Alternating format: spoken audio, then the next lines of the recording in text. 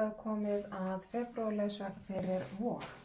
Þetta er opinn lestur og á við fyrir suma en alls ekki alla, svo takið til sín sem eigi. Dempum okkur beint á lesturinn, byrjum að athuga hvaða vor ég er að tala við.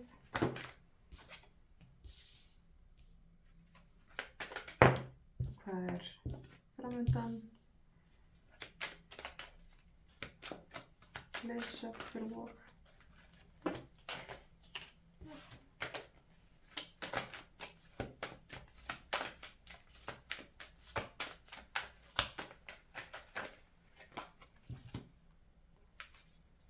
Og niðurstaða.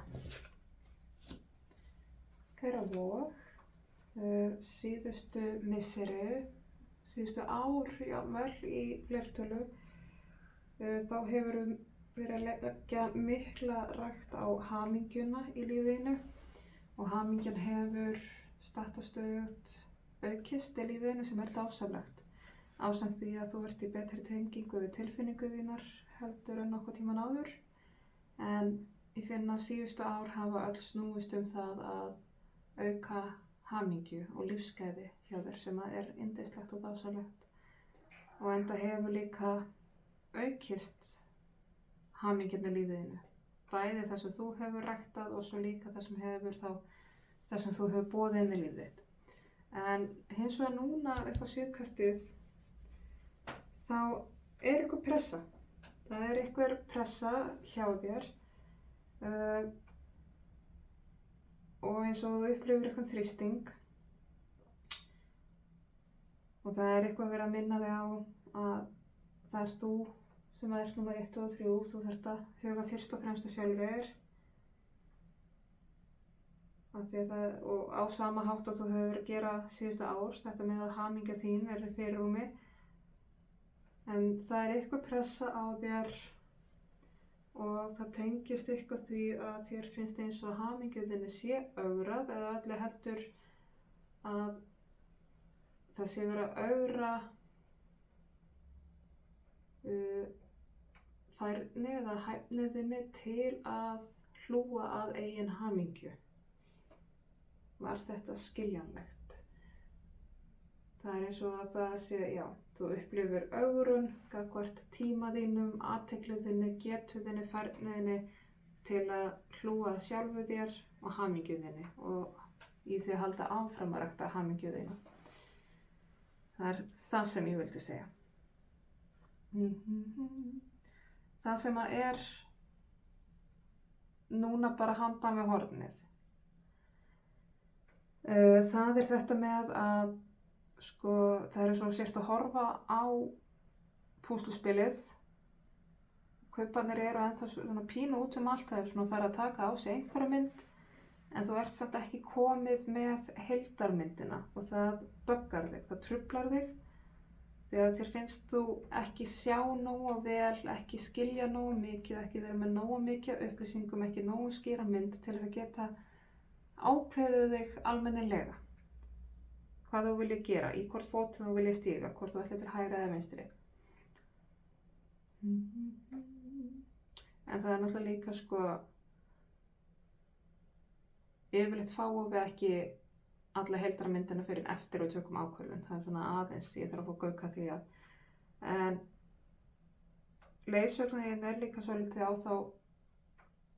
þann veg að þannig verður þú kannski nota svolítið þína styrkleika að þegar þið vojurnar, þið eru svolítið mikið fyrir það að hugsa og vega og meta, rosa mikið að pæla, en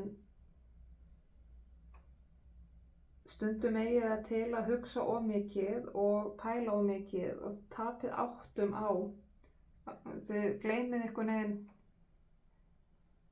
missið svolítið sjónarmiðun á því hvað þið eru að gera og allar mæleiningar fara út þúfur og þið eru búin að hugsa ykkur í 10 hringi. Þannig að þarf að nýta svolítið svona skipulagshæfnina og svona rökhugsunarhæfni vogarinnar með þessar mælingar, með því að vega og meta og gera það skýrt og greinilega og setja það svolítið niður á blað. Ekki bara láta þetta hringlast í kollinum á sér, þá náttúrulega verða þetta bara einhverjar loftbólur hingað og þangað, sko. En niðurstaðan samt engu að síður sú að þú færð meðbyr undir báða vængi. Þú ert ekki að fara að tapa þessari færni sem þú ert búið að skapa. Þú ert ekki að fara að draga úr hamingju þinni. Þú ert nefnilega alveg sjálfstætt á þínu flugi. Þú hvorki þarft að hafa neinn annan með þér til þess að halda þér uppi, en þú líka þarft að minna þig á að það verður þér ekki íþyngjandi eða hamlandi að hafa einhvern með þér. Þú getur gert þetta eitt og þú getur gert þetta með öðrum. Þannig að í rauninni skiptir ekki máli hvað þú velur, þú getur alltaf haldið áfram í þessari uppbyggingu á sjálfu þér, á hamingju þinni, á lífsgæðum. Það í rauninni engin ástæða til að óttast eða finnast eins og þrýst sé á þig. Að óttast að missa einhvern veginn þennan eiginleika og þennan tíma og færni í það að rækta sjálft sig. Þú þarft ekkert að hafa áhyggjur af því, það ekkert sem að ógnar því, nema þá bara þú sjálft. Og það þetta með heildarmyndina að yfirleitt sjáum mann ekki fyrir að við erum búin að taka ákvörðun. Og smá auka einsýn hér.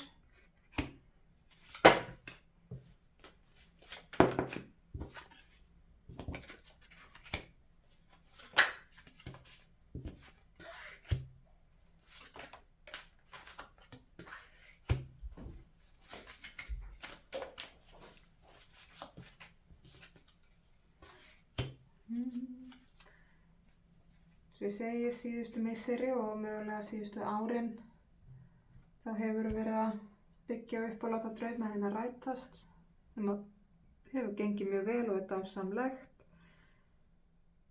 Svo núna í dag ótti við að missa einhvern veginn valdið eða stjórn í eigin lífi.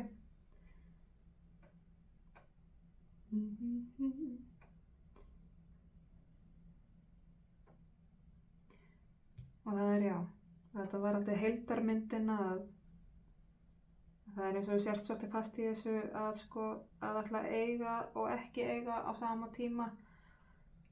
Kakan og kökusneiðin, En líka þetta að telja sér sífellu trú að það þurfi meira og meira og meira upplýsingar, vita meira og meira og meira til þess að geta ákveðið þig. En við eigum ekki að vita allt, við eigum ekki að hafa allt skýrt fyrir okkur áður við ákveðum okkur. Af því að þá annars væri heimurinn að taka af okkur sjálfstæðan vilja. Þannig að þú getur, þér óhætt að taka ákvörðun þó þú sjáir ekki allt saman fyrir.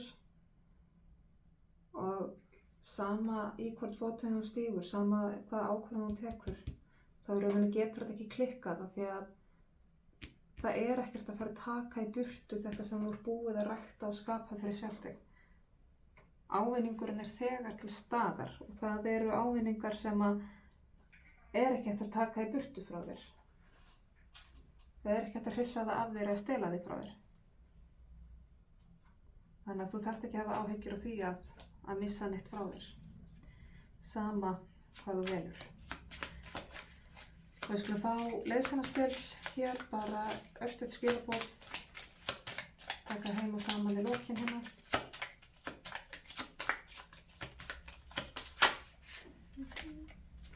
Það hér clarity, skýrleiki. Kveikt á kerti fyrir skýrleika og láta það lýsa þér leiðina í átt að því sem að þú þráir. Og hér fyrst og fremst verið að tala hið innra ljós, ljósi innan í þér, hjarta þitt, leyfa því að leiða þig að því sem þú raunverulega vilt.